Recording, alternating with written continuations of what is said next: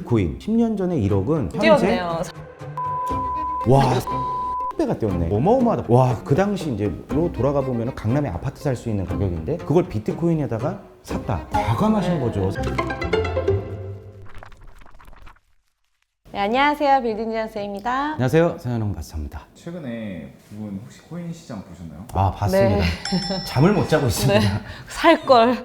멘붕이 왔습니다. 왜 안 사셨어요? 이렇게까지 올라갈 거라고 상상도 못했어요. 그리고 제가 잘 모르는 시장이니까 모르니까 안 했던 거죠. 막 분석하려고 하지도 않고 사실 저희가 올해 미국 갔을 때도 그렇고 여러 분들이 뭐 코인 사야 된다 막 이렇게 저희한테 얘기를 해주셨는데 저희가 하는 일 잘하고 있으니까 괜찮습니다 이랬는데 하나라도 사놓을 걸 아까운 느낌? 그리고 저희한테 올해 건물을 컨설팅을 신청하신 분이 계신데 그분이 비트코인을 100 몇십 개를 갖고 계세요. 그분은 엄청 옛날에 2천만 원일 때 들어가셨다 그러더라고요. 근데 그 당시만 해도 이제 비트코인이라는 것 자체가 사실 이렇게까지 가치 있는 건지는 몰랐죠. 그 당시에 뭐 그 100 몇십 개, 2천만 원씩 20몇 억을 갖다가 거기다 베팅을 한 거잖아요. 그 어마어마한 일이죠. 그 당시 이제로 돌아가 보면 강남에 아파트 살 수 있는 가격인데 그걸 비트코인에다가 샀다. 과감하신 거죠. 예를 들어 2천만 원짜리 5개만 사도 1억이잖아요. 그거 사는 것만 해도 무서울 텐데 대단하신 분인 것 같고 그분께서 올해 상반기 때쯤에 이제 저한테 이거를 사놔도 괜찮다라고 이제 얘기를 하셨는데 제가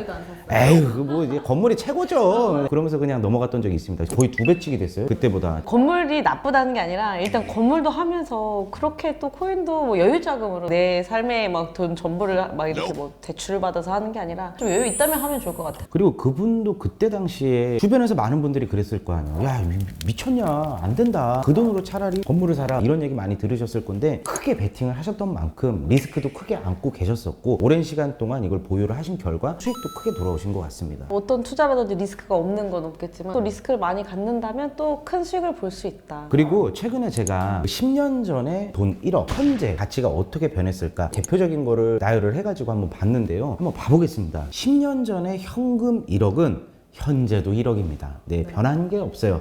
그냥 똥된 겁니다, 이거는. 1억은 1억이죠. 네, 똥된 거예요, 그냥. 그리고 애플 주식이 10년 전에 1억 원어치를 이제 보유를 했더라면은 현재는 이제 7억 4,700의 값어치 거의 뭐 7배. 10년 전에 엔비디아 1억 원어치가 현재는 225억입니다. 225배가 뛰었어요. 참, 건물 왜 하지, 우리? 그리고 비트코인 10년 전에 1억은 현재 뛰었네요. 네, 316억. 와, 316배가 뛰었네. 어마어마하다. 와, 그리고 삼성전자 1억이 지금 현재는 2억 8,900. 야, 대략 3배도 안 뛰었네요. 국내 주식 너무한 거 아닙니까, 진짜? 코스피 어떻게 해야 됩니까? 그리고 10년 전에 금 1억 원은 현재는 2억 1,000입니다. 2배가 됐고요. 그 다음에 분당의 아파트 10년 전에 1억의 이제 가치가 있었다고 하면은 그때 당시에 매매가는 5억 원이었었어요. 전세가 4억 원. 그래서 갭 투자 1억으로 분당 아파트를 살 수가 있었죠. 근데 얘가 지금 이제 현재 매매가로 치면은 13억 5천 3배 조금 모질하게 이제 올랐네요. 그때 당시에 그 1억 원의 가치가 지금 현재 9억 5천이 됐다라고 이렇게 볼 수가 있네요. 와, 이런 걸 보면서 진짜 앞일 모른다. 제가 지금 방금 말씀을 드리면서 순간 어떤 기분이 들었냐면은 저희 아들들이 10년 뒤, 20년 뒤에 아빠 그때 당시에 왜 뭐 안 사놨어? 이런 얘기를 하겠죠. 근데 사람이 살면서 먹고 사는 것도 중요하고 부동산 투자라든지 자산을 이제 불리는 투자도 되게 굉장히 중요한데 어떤 품목이든 어떤 종목이든 내가 공부도 하고 판단도 잘해서 리스크는 다 제가 짚고 가는 거잖아요. 그래서 이런 거에 과감하게 또 투자할 수 있는 생각하는 이 시간이 됐네요. 1억으로 지금 300억을 만드셨잖아요. 근데 그런 선택이 정말로 중요하잖아요.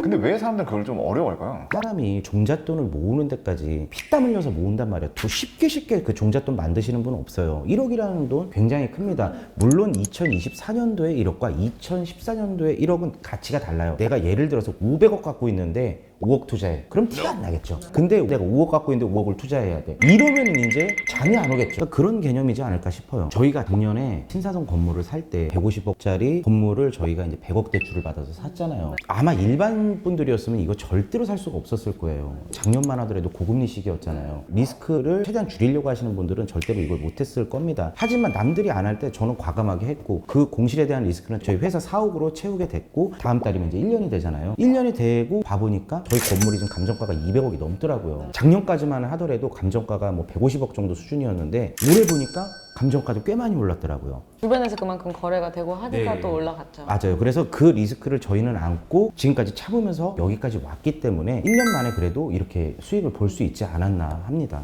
그런데 지금 감정가라는 게 결국 아직 매도가는 아닌 거잖아요. 그럼 감정가가 150억에서 지금 200억이 됐다는 건데 이게 어떤 의미를 나타내는 건가요? 사실 정확하게 말씀드리면 200억이 넘습니다. 감정가라는 거는 주변의 거래 사례가 일어난 걸 토대로 해가지고 감정가가 나옵니다. 그래서 이게 거래가 된다면 이 감정가 정도로는 거래가 되겠구나를 막연히 뭐 주변에서 그냥 뭐 부동산들이 금액을 정하는 게 아니라 최소의 금액은 이 정도는 되겠다를 전문가들이 이렇게 정해주는 거죠. 두 분은 1년 만에 또 50억의 감정가의 차익을 보신 거잖아요. 결과론적으로 되게 좋은 거지 그때는 아무도 모르는 거잖아요. 이렇게 될 걸 예상하셨나요?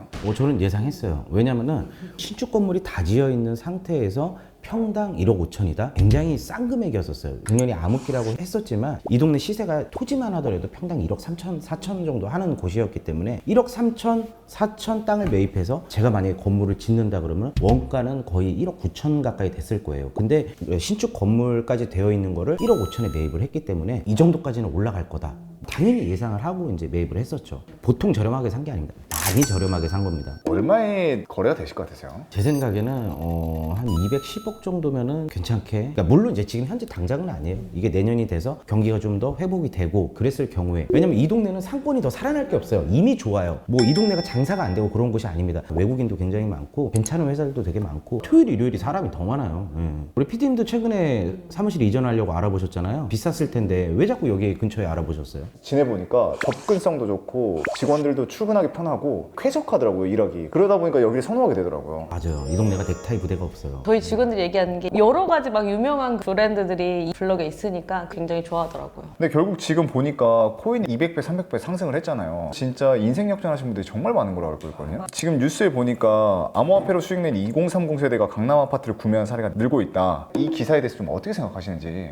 100% 동감하죠. 예를 들어 내가 코인으로 돈을 벌었어. 근데 이 코인은 그러니까 이렇게 올라가잖아요. 그럼 또 떨어질 수도 있는 거예요. 그럼 올라갔을 때 전량 매도를 하는 게 아니겠죠. 내가 예를 들어 뭐 50개 갖고 있는데 50개를 다 팔지는 않겠죠. 20개 정도 팔아서 부동산 중에 가장 안전한 걸로 자산 확보를 해놓고 남은 거 갖고 또 불려나가자. 뭐 이런 형식으로 하시겠죠. 그래서 저는 충분히 기사에 나온 말이 맞다고 생각을 합니다. 20, 30대들도 부동산 투자는 또 안 해봤을 건데 그래도 안정적인 강남은 또 수요가 받쳐지니까 같이 물리는 것 같아요. 그리고 가장 중요한 거는 그분들이 뭔가 노동이나 사업을 통해서 번 돈이 아닙니다. 노동이나 사업으로 예를 들어 몇십억, 몇백억을 벌었어. 그럼 또 벌 수 있는 자신이 있거든요. 하지만 이분들은 말 그대로 코인으로 벌어온 거잖아요. 이렇기 때문에 이게 언제 또 어떻게 될지 몰라요. 코인이 이렇게 좋다는 걸 알았어. 근데 하지만 지금 꼭지점이기 때문에 저는 시작은 안 할 거예요. 하지만 저도 이제 알았어요. 엔비디아도 아까 보고 제가 깜짝 놀랐고 비트코인을 보면서 깜짝 놀랐어요. 이 세 개에 대해서 저도 공부를 해서 제가 뭐 몇십억 살 수는 없겠지만 1년에 뭐 예를 들어 5천만 원씩 1억씩 이런 식으로 한 10년을 또 모아볼 것 같아요. 근데 물론 그 두 종목 말고 다른 종목도 또 좋은 게 있다면은 그렇게 또 도전을 해볼 것 같습니다. 부동산 투자도 그렇고 코인도 그렇고 엄청 올랐다 해서 좋은 것만 뉴스에 나와서 그렇지 안 좋은 경우도 굉장히 많잖아요. 비트코인으로 막 엄청 망하신 분들도 많잖아요. 아니 불과 몇 년 전만 하더라도 비트코인 폰지 사기가 있었어요. 막 죽이네 살리네 막 추정 60분에 나오고 그것이 알고 싶다에 나오고 그때 당신 비트코인 사면 막 세상 망한다 죽네 마네 막 이랬는데 지금 갑자기 진짜 와 비트코인 안 갖고 있으면 바보처럼 1, 2년 전에 비트코인 갖고 있으면 그냥 바보였었죠. 그랬는데 지금은 비트코인을 안 갖고 있으면 바보야. 그러니까 사람 일은 모르는 것 같아. 근데 지금 사기가 또 무서워. 두 분은 결국 그래서 사시긴 사실 건가요? 좀 이게 잠잠해져서 이거 사면 그냥 바보다. 비트코인 사면 바보다. 이런 시기가 오면 저는 살 것 같아요. 누가 한다고 지금 사면 또 안 되는 걸 저희는 알거든요. 누가 한다고 막 해야지 이게 아니고 좀 내가 어느 정도 공부가 되고 지금 이 살 타이밍이다 이렇게 했을 때 좀 들어가시면 좋을 것 같아요. 부동산이든 코인이든. 제가 부끄러운 얘기지만 삼성전자 갖고 있습니다. 제가 그 삼성전자를 왜 샀을까요? 비트코인을 샀었어야 되는데. 그때 당시 이제 안정적이다 해가지고 큰 돈은 아니고 적은 1,000만 원 돈은 정도? 네, 진짜 그냥 이거는 귀엽게 우리 그냥 묻어놓고 애들을 위해서 해놓자 나중에 엄청 몇 배가 될 것이야 했는데 아직 그 지금 정도네요. 결과가 어떻게 됐나요? 네. 저희 뭐 8만 전자에 물려 떨어졌어. 있습니다 지금. 네.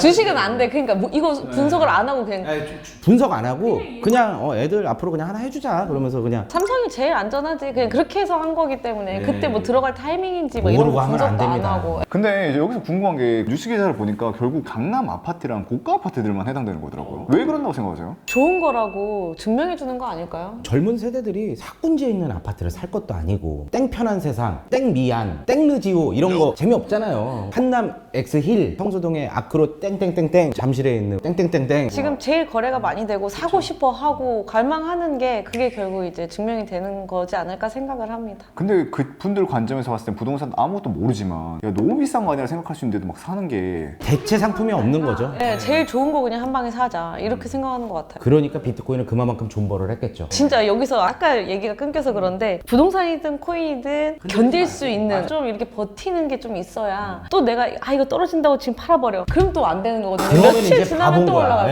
예, 거고 내가 투자를 했다면 좀 믿고 버티는 힘이 좀 필요한 것 같습니다.